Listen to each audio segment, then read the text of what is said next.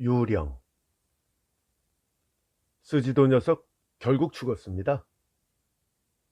신복이 제법 장한 얼굴을 하고 그렇게 보고했을 때 히라타 씨는 적지 않이 놀랐다. 그야 꽤 오래전부터 그가 병으로 자리보전하고 누웠다는 말은 들었지만 아무리 그래도 원수를 물리치는 것이 일생의 목적이라며 그렇게 성가시게 자신을 따라다니던 남자가 그 자식의 배때기에 이 단도를 푹 찔러 넣기 전에는 죽어도 눈을 못 감는다는 말을 입버릇처럼 달고 살던 그 스지도가 그 목적을 이루지도 못한 채 죽었다니 영 믿기지 않았다. 정말이야? 히라타 씨는 자신도 모르게 신복에게 이렇게 반문했다. 정말이고 말고요. 방금 녀석의 장례식 장면을 끝까지 보고 왔는 거려. 혹시 몰라서 이웃에도 물어보았는데 역시 맞더라고요. 애비랑 둘이 살았는데 애비가 죽었으니 아들 녀석 불쌍하게도 울상을 하고 관 옆에 붙어서 가더라고요. 애비랑 다르게 녀석은 겁쟁이던데요. 그 말을 들은 히라타 씨는 맥이 쑥 빠졌다. 집 둘레에 높은 콘크리트 담을 친 것도, 그 담 위에 유리 파편을 심은 것도, 행랑채에 거의 공짜나 마찬가지 집세를 받고 경찰 식구를 살게 한 것도, 힘이 장사 같은 서생 2명을 둔 것도, 밤에는 물론이요, 낮에도 부득이한 일이 아니면 가급적 외출을 삼갔던 것도, 어쩔 수 없이 외출을 할 경우에는 반드시 서생을 데리고 다닌 것도, 이거고 저거고 죄다 단 한 사람, 바로 스지도가 무서웠기 때문이다. 히라타 씨는 당대에 지금 같은 큰 재산을 만든 남자인 만큼 그야 때로는 꽤 무자비한 짓도 해왔다. 그에게 깊은 원한을 품은 자는 한둘이 아니었다. 그렇다고 눈 하나 깜짝할 히라타 씨는 아니지만 그 반쯤 미친 스지도 노인에게만큼은 그도 아주 혀를 내둘렀다. 그 상대가 죽었다는 이야기를 듣자 그는 안도의 한숨을 내쉬는 것과 동시에 어쩐지 김 빠지는 듯한 씁쓸한 기분도 들었다. 다음 날 히라타 씨는 혹시나 해서 직접 스지도의 집 근처로 외출을 나가서 은근슬쩍 동정을 살폈다. 그리고 신복의 보고가 틀리지 않았음을 확인했다. 마침내 걱정 없겠다고 생각한 그는 지금까지 해왔던 엄중한 경계를 풀고 오랜만에 느긋한 기분을 맛보았다. 자세한 사정을 모르는 식구들은 늘 우울하던 히라타 씨가 별안간 쾌활해져서 지금껏 한 번도 들어보지 못한 웃음소리가 그의 입에서 나오는 것을 크게 의아해했다. 하지만 이런 그의 쾌활함도 그리 오래가지는 못했다. 식구들은 이번에는 전보다 훨씬 심각한 주인공의 우울증에 골머리를 앓아야만 했다. 스지도의 장례식이 있고 사흘 동안은 태평했는데 그 다음 날인 나흘째 아침이었다. 서재의 의자에 기대어 앉아 무심히 그날 도착한 우편물을 확인하던 히라타 씨는 수많은 봉투와 엽서 사이에 섞여 있던 상당히 날려쓰기는 했지만 분명 낯익은 필적의 편지 한 통을 발견하고 새파랗게 질렸다. 이 편지는 내가 죽은 뒤에야 네 놈에게 도착하겠지. 틀림없이 네 놈은 덩실덩실 춤을 추며 내 죽음을 기뻐하겠지. 아이고 이제 안심이다 하며 아마 2다리 뻗고 자겠지. 하지만 어딜 그렇게는 못한다. 내 몸은 죽어도 내 영혼은 네 놈을 해치우기 전까지는 결코 죽지 않을 테니까 말이야. 아무렴 네 놈의 그 어처구니 없는 경계는 살아있는 인간에게는 통하겠지. 확실히 나는 속수무책이었어. 하지만 말이야, 아무리 엄중하게 단속을 해도 스르륵 연기처럼 통과할 수 있는 영혼이라는 놈에게는 제 아무리 네 놈이 억만장자라고 해도 대책이 없을걸. 이 봐, 난 말이야, 옴짝달싹도 할 수 없는 큰 병에 걸려 누워있는 동안에 이런 맹세를 했어. 이승에서 내 놈을 해치우지 못한다면 죽어서 원령이 되어서라도 영혼이 되어서라도 반드시 내 놈을 죽여주겠다고 말이지. 수십 일 동안 자리에 누워서 나는 오직 그 생각만 했어. 그런 소원이 어찌 안 이루어질까? 조심해. 원령이란 말이야. 산 사람보다 훨씬 무섭거든. 휘갈겨 쓴 필적인데다가 한자 이외에는 모두 가타카나이다 보니 상당히 읽기 힘들었지만 대강 위와 같은 내용의 표현지였다. 두말할 것도 없이 병상에서 신음하던 스지도가 혼신을 다해 쓴 것이리라. 그리고 자신이 죽고 나면 보내라고 아들에게 전했겠지. 바보 같은 소리. 이런 애들 장난 같은 협박 편지로 내가 벌벌 떨 줄 알아? 나이를 그만큼 먹고도 역시 녀석도 병 때문에 정신이 오락가락했던 모양이야. 그 자리에서는 히라타 씨도 이 사망자의 협박 편지를 웃어넘기고 말았지만 시간이 지날수록 뭐라 말할 수 없는 불안이 천천히 그의 마음속에 피어올랐다. 아무런 방어 방법이 없다는 것과 상대가 어떤 식으로 공격을 해올지 전혀 알 수 없다는 것이 그를 몹시 초조하게 만들었다. 그는 밤낮을 가리지 않고 섬뜩한 망상에 시달리게 되었다. 불면증이 점점 심해져 갔다.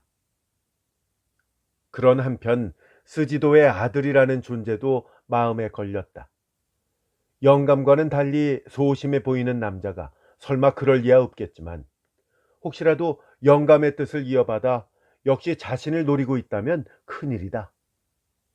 그것에 생각이 미치자 그는 곧바로 스지도를 감시하기 위해 예전에 고용했던 남자를 불러들여서 이번에는 그 아들을 감시하도록 했다. 몇 개월 동안은 무사태평했다. 히라타 씨의 신경화민과 불면증은 쉽사리 회복되지 않았지만 걱정하던 원령의 저주 따위도 없었고 스지도의 아들 쪽에서도 별다른 불온한 기미는 보이지 않았다. 그토록 조심성 많은 히라타 씨도 점점 무익한 생걱정을 어리석게 여기게 되었다. 그러던 어느 날 밤이었다. 히라타 씨는 웬일로 혼자 서재에 틀어박혀 글을 쓰고 있었다. 주택가이다 보니까 아직 초저녁인데도 주인은 몹시 조용하게 가라앉아 있었다.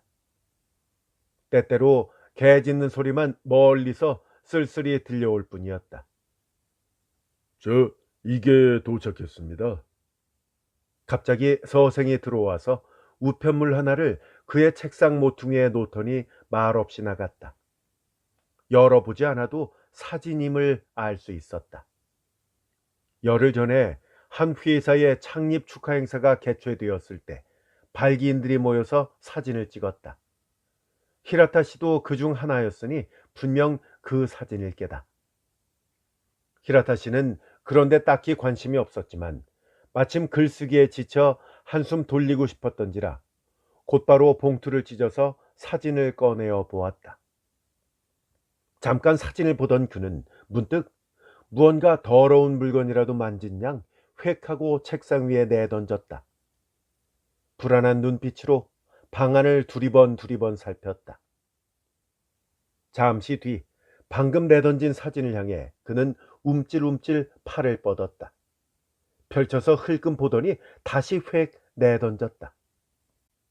그렇게 두어 번 이상한 행동을 반복한 뒤 그는 간신히 마음을 가라앉히고 사진을 응시했다. 결코 환영이 아니었다. 눈을 비벼보기도 하고 표면을 쓰다듬어 보기도 했지만 사진에 있는 무서운 형체는 사라지지 않았다. 그의 등으로 차가운 무언가가 오싹하게 기어올랐다. 벼랑간 그는 사진을 갈기갈기 찢어 난로 안에 집어던지고는 비틀비틀 일어나 도망치듯 서재를 빠져나갔다. 마침내 두려워하던 존재가 찾아온 것이다. 스지도의 집요한 원령이 모습을 드러내기 시작했다.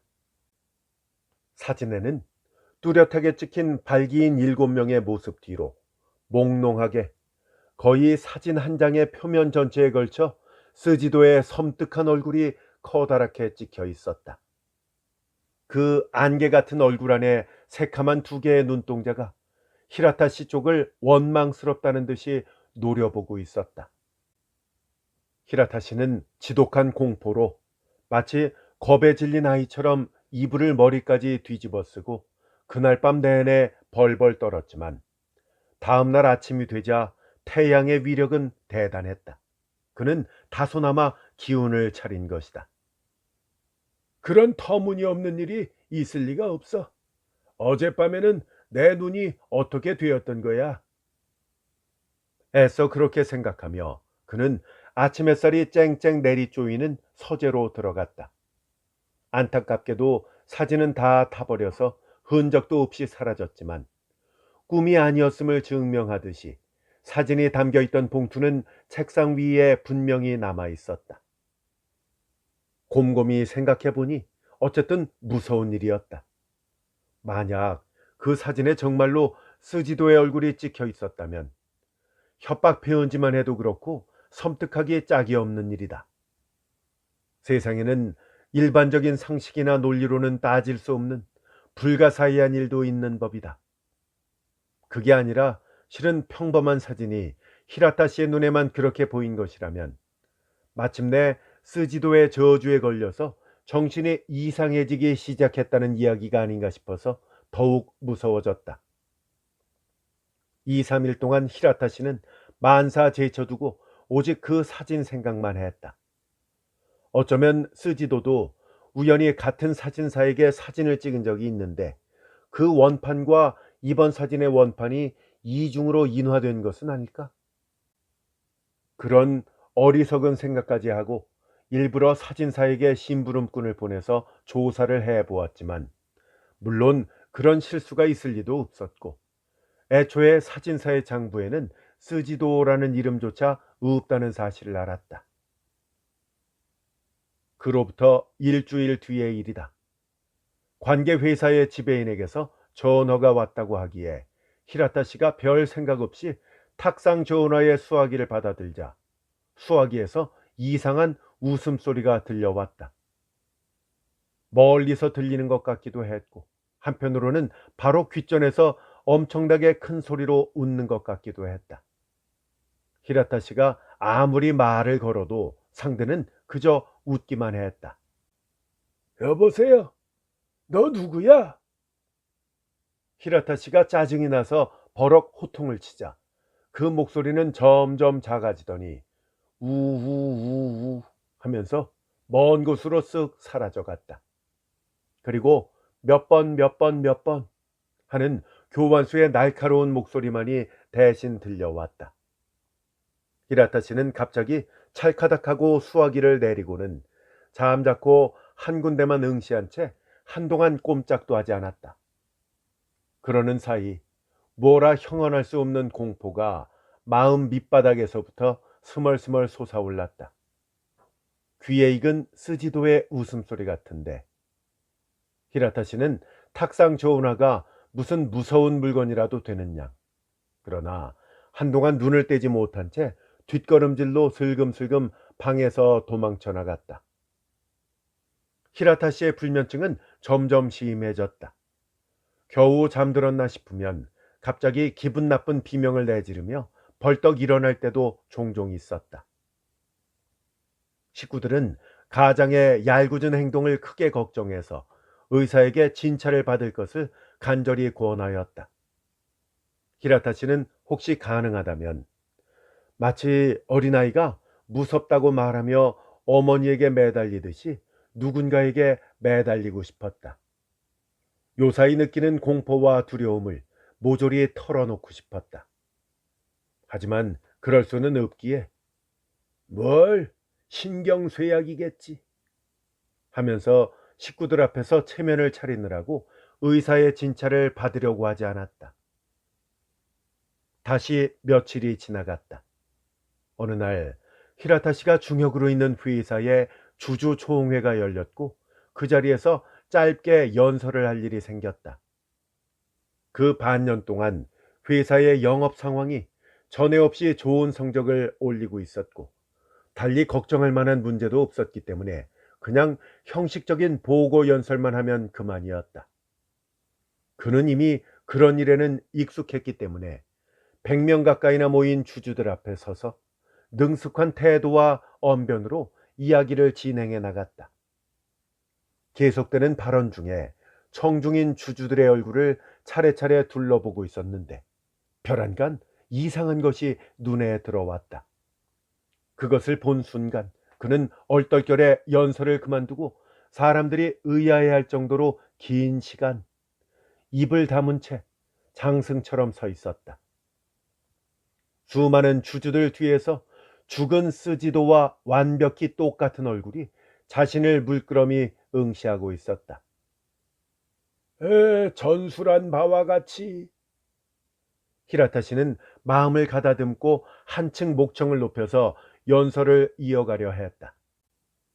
하지만 어찌된 영문인지 아무리 기운을 내보아도 그 섬뜩한 얼굴에서 눈을 뗄 수가 없었다. 그는 점점 허둥거리기 시작했다.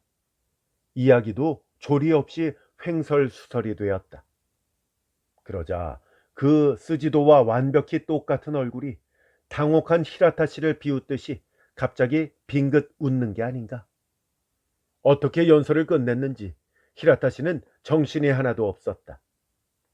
그는 꾸벅 인사를 하고 테이블에서 물러나자마자 의아해하는 사람들을 무시하고 방의 출구 쪽으로 달려가 그를 위협한 얼굴의 주인을 찾아다녔다.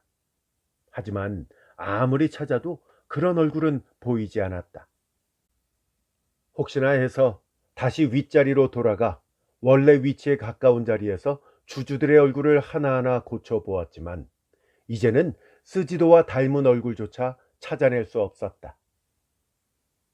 회장의 홀은 사람들의 출입이 자유로운 한 빌딩 안에 있었는데 생각하기에 따라서는 우연히 청중 중에 스지도와 닮은 인물이 있었고 히라타 씨가 찾았을 때는 이미 떠난 뒤였을지도 모른다. 하지만 세상에 그토록 빼다 박은 듯 닮은 얼굴이 있을 수 있을까? 히라타 씨는 아무리 생각을 고치려 해도 그것이 죽어가던 스지도의 그 무서운 선언과 관계가 있는 것만 같았다. 그날 이후 히라타 씨는 종종 스지도의 얼굴을 보았다. 어느 때는 극장의 복도에서, 어느 때는 공원의 땅거미 속에서, 또 어느 때는 여행지의 번화한 도시 거리에서, 어느 때는 그의 저택 문 앞에서조차. 이 마지막의 경우 히라타 씨는 까딱하면 졸도를 할 뻔했다.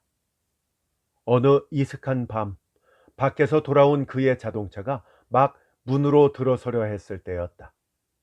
문 안에서 사람 그림자 하나가 슥 나오더니 자동차를 지나쳐 갔는데 지나치는 그 정말 짧은 순간 그 그림자의 얼굴이 차창 너머로 불쑥 안을 들여다보았다. 스지도의 얼굴이었다. 그러나 현관에 도착해서 마중을 나온 서생이며 가정부의 목소리에 기운을 차린 히라타 씨가 그를 찾으라고 운전기사에게 지시했을 때 이미 그 그림자는 그 자리에 없었다. 혹시 스지도 녀석 살아있는 거 아니야? 이런 연극을 해서 나를 괴롭히려는 거 아니냐고? 히라타 씨는 문득 그런 의심을 했다.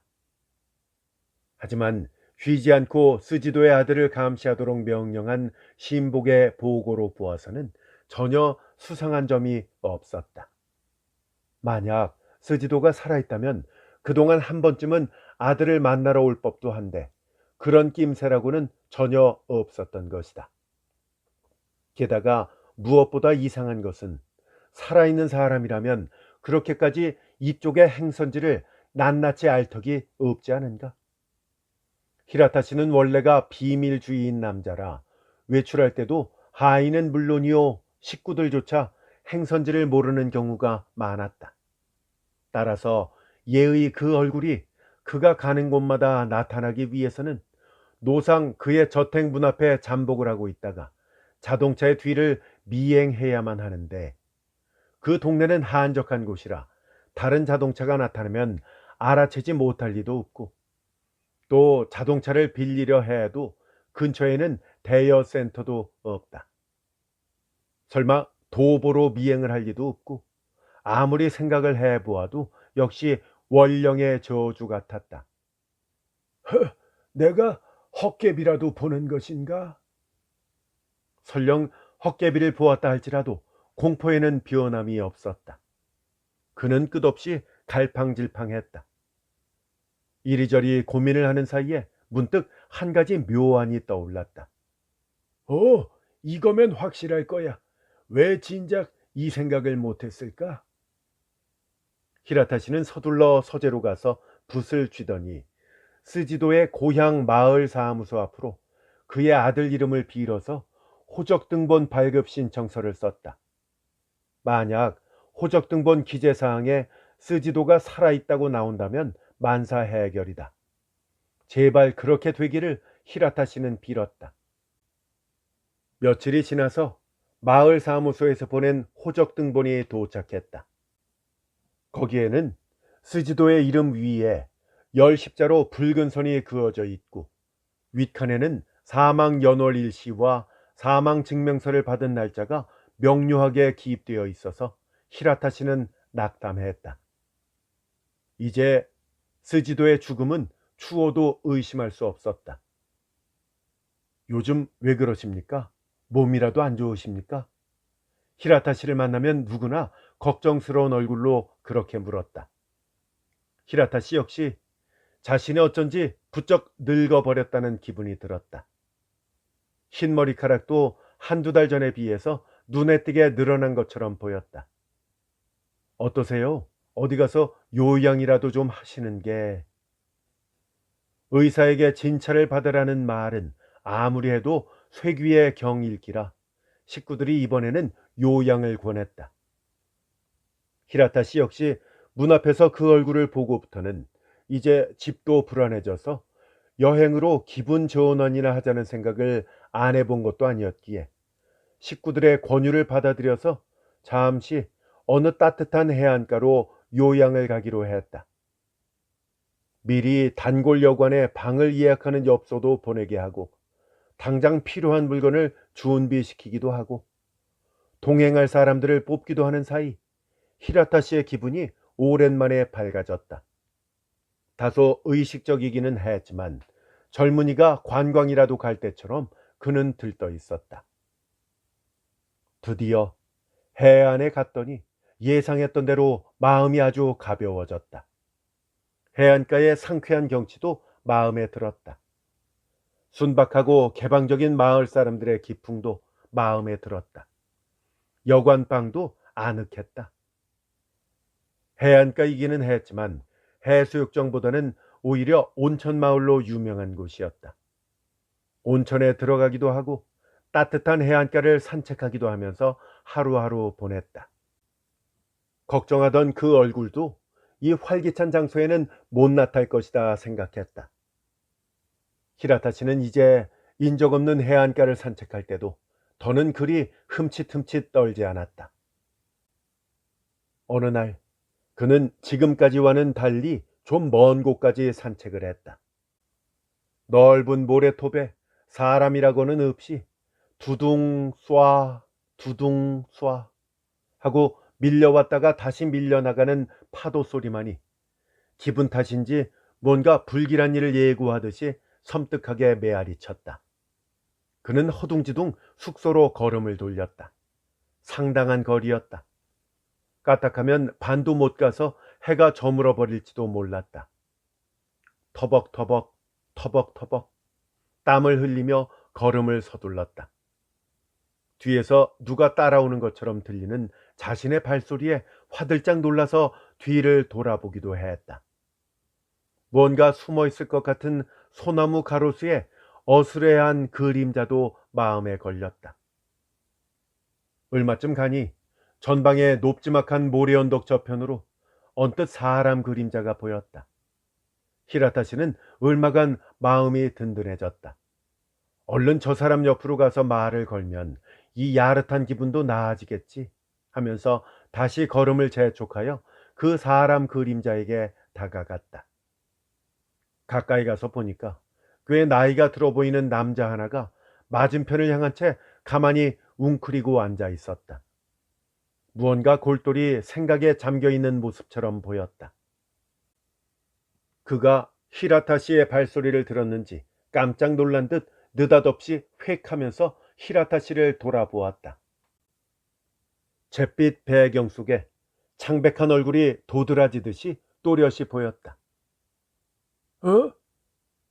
히라타 씨는 그 얼굴을 보자 짓눌린 듯한 비명을 내질렀다. 곧장 달리기 시작했다. 50살인 그가 마치 달리기 경주를 하는 초등학생처럼 무턱대고 뛰었다. 조금 전 돌아본 그 얼굴은 이제 이곳에서라면 괜찮을 것이라고 푹 안심하고 있던 그 스지도의 얼굴이었던 것이다. 정신없이 달리던 히라타 씨가 무언가에 발이 채여 철퍼덕 엎어지는 장면을 본 젊은이 하나가 뛰어왔다. 저 무슨 일이세요? 이 상처가 났네요. 히라타 씨는 생발톱이 벗겨져 끙끙 앓았다. 젊은이는 소매자락에서 꺼낸 새 손수건으로 능숙하게 상처 부위를 감더니 극도의 공포와 상처의 통증으로 더는 한 발짝도 못 걸을 만큼 기운이 빠진 히라타 씨를 거의 끌어안다시피 해서 숙소까지 데려다 주었다. 스스로 생각하기에도 몸져 눕지 싶어서 걱정을 했지만 다음 날이 되자 히라타 씨는 비교적 건강한 모습으로 자리에서 일어날 수 있었다. 발이 아파서 걸어 다닐 수는 없었지만 식사 따위는 평소대로 했다. 아침을 마침 다 먹은 참에 어제 신세를 진 그 젊은이가 문 안을 왔다. 그 역시 같은 숙소에 머물고 있었던 것이다. 문 안 인사와 고맙다는 인사가 점점 세상 사는 이야기로 변해갔다. 히라타 씨는 때마침 이야기 상대가 있었으면 했던 데다 고마운 마음까지 더해서 전에 없이 쾌활하게 말을 했다. 동석했던 히라타 씨의 하인이 자리를 뜨자 젊은이는 기다렸다는 듯이 자세를 고치더니 이런 말을 했다. 사실 저는 선생께서 이곳에 왔을 때부터 흥미를 가지고 관찰을 해왔어요. 저 뭔가 있지요? 이야기를 좀 해주실 수 없을까요? 히라타 씨는 크게 놀랐다. 생판 처음 보는 이 젊은이가 대체 무엇을 안다는 소린지. 그나저나 너무 무례한 질문이 아닌가? 그는 지금까지 단 한 번도 스지도의 원령, 즉 스지도의 유령에 대해서 남에게 이야기한 적이 없었다. 그런 황당한 이야기는 창피해서 할 수가 없었던 것이다. 따라서 지금 이 젊은이의 질문에도 그는 당연히 사실을 털어놓을 마음이 전혀 없었다. 하지만 잠시 문답을 반복하다 보니까 그것 참 신통방통한 화술이었다. 히라타 씨가 살짝 말실수를 한 것이 불시였다. 만약 상대가 평범한 사람이었다면 적당히 얼버무릴 수도 있었겠지만 젊은이에게는 통하지 않았다. 그는 정말 대단히 교묘하게도 이야기를 차례차례 끌어내어 갔다. 어제 저녁 그토록 무서운 일을 겪은 아침인 탓인지 히라타 씨는 자유의지를 완전히 잃은 사람처럼 이야기를 딴 데로 돌리려 하면 할수록 점점 더 깊은 수렁으로 빠져들었다. 그리고 마침내 스지도의 원령에 관련된 모든 일을 남김없이 털어놓고 말았다. 원하던 이야기를 다 듣고 나자 젊은이는 이야기를 끌어내던 때 못지않은 참으로 교묘한 화술로 이야기를 다른 쪽으로 끌고 갔다. 그가 너무 오래 앉아 있었음을 사과하며 방을 나갔을 때쯤 히라타 씨는 억지로 고백을 하게 된 것을 불쾌하게 생각하기는커녕 그 젊은이를 믿음직한 구석이 있는 친구로 생각하게까지 되었다. 그 후 열흘간은 별다른 일 없이 지나갔다. 히라타 씨는 이미 이 마을에도 실증이 났지만 발의 상처가 아직 아픈 데다가 무리하게 귀향을 해서 쓸쓸한 저택으로 돌아가기보다는 이 활기찬 숙소가 그나마 지내기에 마음이 편하리라는 생각에 계속 체류하고 있었다. 새로 사귄 이 젊은이가 꽤 재미있는 말 상대였던 것도 그를 머물게 한 힘 중의 하나였다. 젊은이가 오늘도 역시 그의 방을 찾아왔다. 그리고 느닷없이 이상하게 웃으면서 이런 말을 했다. 이제 어디 계시든 괜찮을 거예요. 유령은 나오지 않을 겁니다. 한순간 히라타 씨는 그 말을 이해하지 못해서 동요했다. 말문이 막힌 듯한 그의 표정 안에는 남이 자신의 아픈 곳을 건드렸을 때와 같은 불쾌감도 섞여 있었다. 저 느닷없는 말에 당연히 놀라셨겠지만 결코 농담이 아니에요. 이제 유령은 생포되었거든요. 자, 이걸 보세요. 젊은이는 한 손에 쥐고 있던 한 통의 전보를 펼쳐 히라타 씨에게 보여주었다. 그곳에는 이런 문장이 적혀 있었다. 추측한 대로 모두 자백했다. 어떻게 할지 지시 바람. 이건 도쿄에 있는 제 친구가 보낸 건데요. 모두 자백했다라는 말은 스지도의 유령, 아니 유령이 아닌 살아있는 스지도가 자백했다는 말이에요. 갑작스러운 소리에 판단을 할 틈도 없이 히라타 씨는 그저 말문이 막혀서 젊은이의 얼굴과 그 전보만 번갈아 바라보았다. 사실 저는 이런 일을 찾아다니는 사람입니다. 이 세상 구석구석에 숨겨진 뭔가 비밀스러운 일, 기괴한 사건을 찾아내서 해결하는 것이 저의 취미거든요. 젊은이는 생글생글 웃으면서 대수롭지 않은 양 설명을 했다. 저번에 선생께 그 괴담을 들었을 때도 저는 버릇처럼 이 일에 뭔가 계략이 있지는 않을까 생각을 해보았어요. 보아하니까 선생은 스스로 유령을 만들어낼 만큼 연약한 신경의 소유자는 아닌 것 같더군요. 게다가 눈치채지 못하셨는지도 모르겠지만 유령이 나타나는 장소가 아무래도 좀 제한되어 있고요. 물론 여행지까지 따라오는 것을 보면 정말 어디든 자유자재로 출몰하는 것처럼 보이지만 곰곰이 생각해 보면 대부분 실외로 제한되어 있음을 알 수 있지요. 실내에 나타났더라도 극장의 복도라든가 빌딩 안처럼 누구나 드나들 수 있는 장소로 한정되어 있죠. 진짜 유령이라면 괜히 불편하게 밖에서만 모습을 드러내지 말고 선생의 저택에 나타나면 되는데 말이에요. 근데 저택 안에는 예의 그 사진과 전화를 빼면 역시 누구나 드나들 수 있는 문 옆에서만 잠깐 얼굴을 보일 뿐이었죠. 이 자연스러운 유령의 모습과는 좀 다르지 않나요? 그래서 저는 여러모로 궁리를 좀 해보았어요. 조금 번거로운 부분이 있어서 시간을 잡아먹었지만 그래도 마침내 유령을 사로잡았어요. 히라타 씨는 그 말을 듣고도 도무지 믿어지지가 않았다. 그도 한때는 혹시 스지도가 살아있지는 않은가 의심을 품고 호적 등본까지 떼어보았다. 그리고 실망했었다. 그런데 대체 이 젊은이는 무슨 수로 이리 손쉽게 유령의 정체를 밝혀냈단 말인가? 뭐 정말 단순한 계략이었죠. 그런데도 파악이 쉽지 않았던 거는 수단이 너무 단순했기 때문일지도 모르겠어요. 하지만 그 그럴싸한 장례식에는 선생 아니라 누구라도 속았을 겁니다. 번역물 탐정 소설도 아니고 설마 도쿄 한복판에서 그런 연극이 벌어질 줄이야 상상하기 힘드니까요. 또한 스지도가 참을성 있게 아들과의 왕래를 끊었다는 사실, 이것이 굉장히 중요합니다. 다른 범죄 경우에도 그렇지만 상대를 속이는 비결은 자신의 감정을 최대한 자제해서 일반인들의 인정과는 전혀 반대 방법을 쓰는 것이죠. 인간이란 동물은 좌우지간 자신의 경우에 비춰서 남의 마음을 헤아리는 존재라서 한번 잘못된 판단을 내리게 되면 좀처럼 그 잘못을 깨닫지 못하죠. 그리고 유령을 드러내는 절차도 잘 진행되었어요. 며칠 전에 선생도 말씀을 하셨다시피 그렇게 이쪽이 가는 곳마다 일일이 따라와서야 이 누구나 섬뜩해질 수밖에 없죠. 그런데다가 호적 등본도 있었고요. 이 재반 준비가 아주 철저했어요. 바로 그겁니다. 도저히 이해가 안 가요.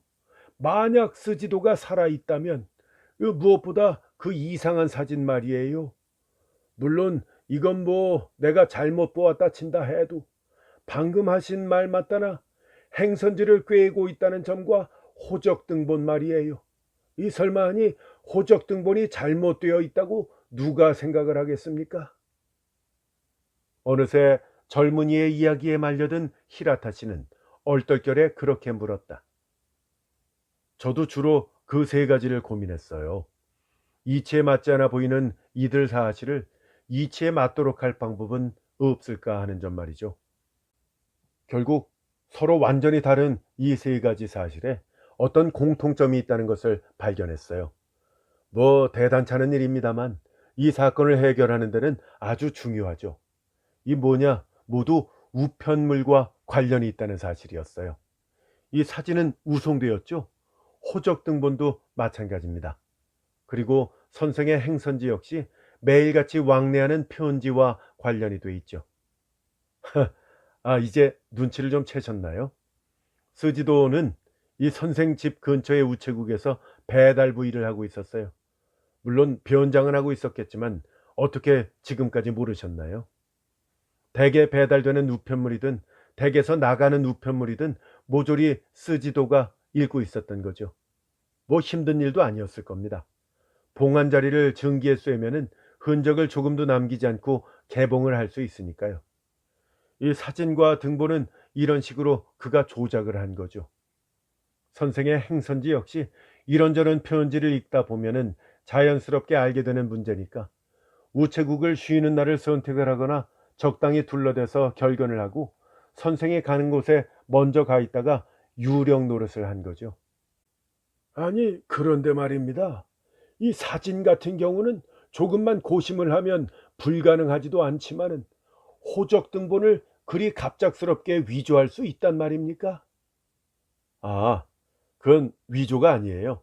그냥 호적에 적힌 필적을 흉내내서 몇 글자 첨가하면 되는 거니까요. 등본에 적힌 글씨를 지우는 것은 힘들겠지만 적어 넣는 것쯤이야 일도 아니죠. 빈틈없는 관청의 서류도 간혹 누락되는 것이 있는 법이니까요. 뭐 말이 이상하기는 하지만 호적 등본에는 사람이 살아있음을 증명하는 힘은 없거든요. 호주는 안 되겠지만 그 밖의 사람은 그저 이름 위에 붉은 선만 긋고 위에 사망증명서를 받았다는 사실만 기입하면 산 사람이라도 죽은 사람으로 둔갑하니까요. 누구든 관청의 서류라면 무작정 신용하는 버릇이 있습니다. 저는 그날 선생께 들은 스지도의 본적지에 호적 등본을 다시 한 통 보내달라는 편지를 보냈거든요.